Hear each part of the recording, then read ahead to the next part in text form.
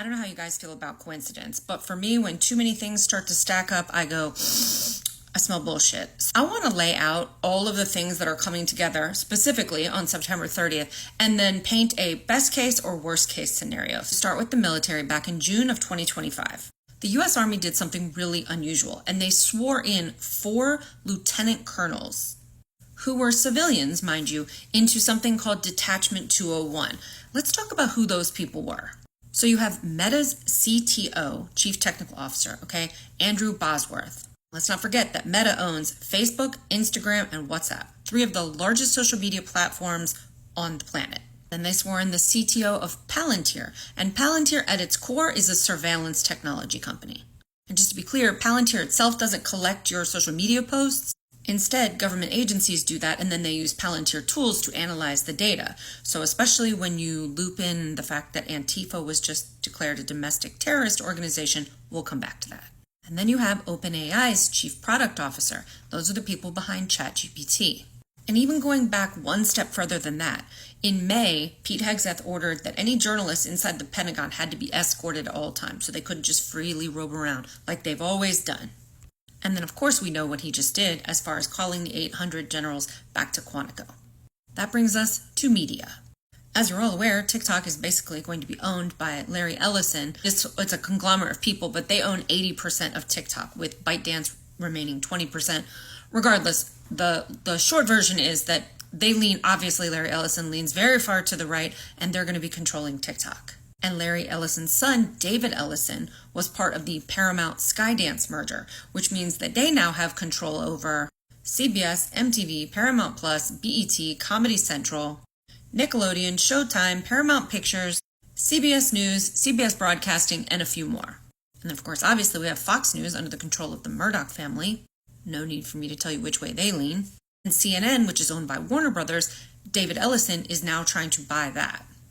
So, of course, you have X, which is controlled by Elon Musk, and then Facebook, which is controlled by Zuckerberg, who also controls Instagram. All of that to say that means that a very small group of people, Musk, Ellison, Murdoch, Zuckerberg, and Oracle, control platforms where most Americans get their news and entertainment. And that brings us to government, specifically the impending government shutdown, also slated for September 30th. So the end of the government's fiscal year is 30 September, and if there is no deal, which I'll address in a second, as of 12:01, 1 October, government shutdown.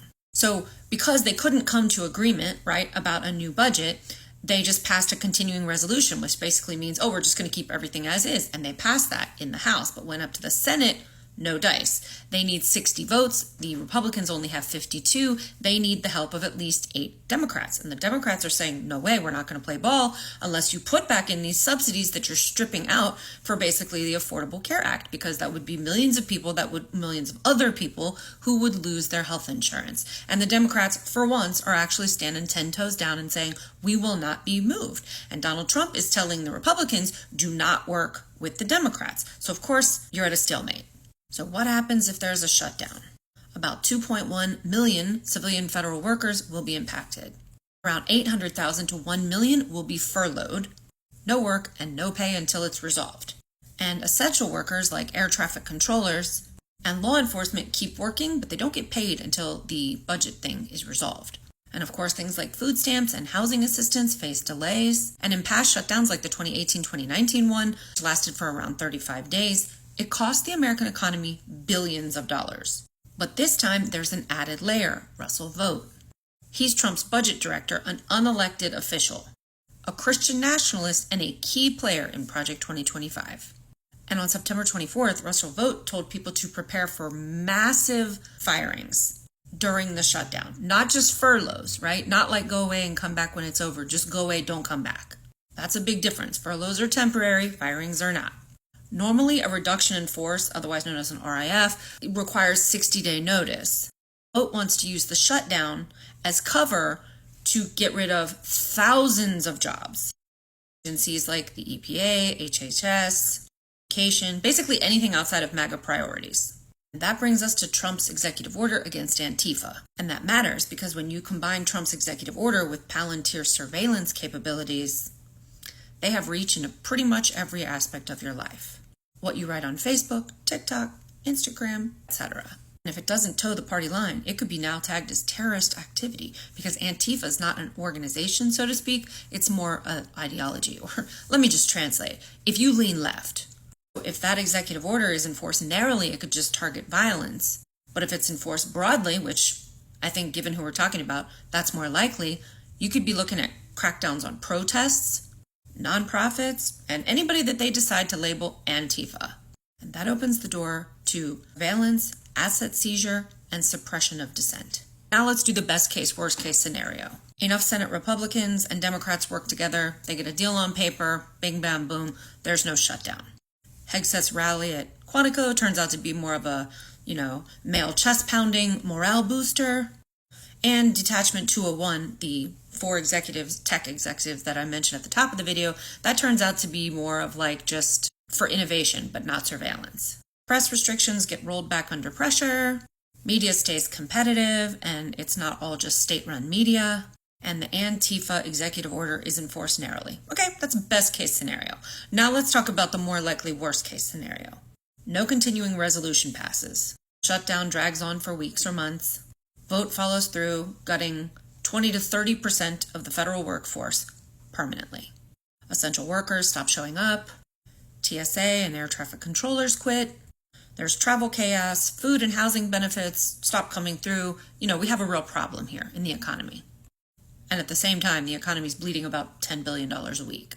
At Quantico, the meeting is more than just a morale rally. It's a loyalty test. Generals seen as disloyal are purged. Detachment 201 tech execs roll out AI surveillance tools. And of course, the military, which is supposed to be and always has been an apolitical institution, now becomes basically an army to serve Trump. The media consolidates further. Ellison buys CNN. Oracle pressures TikTok to engage in moderation that's MAGA-friendly.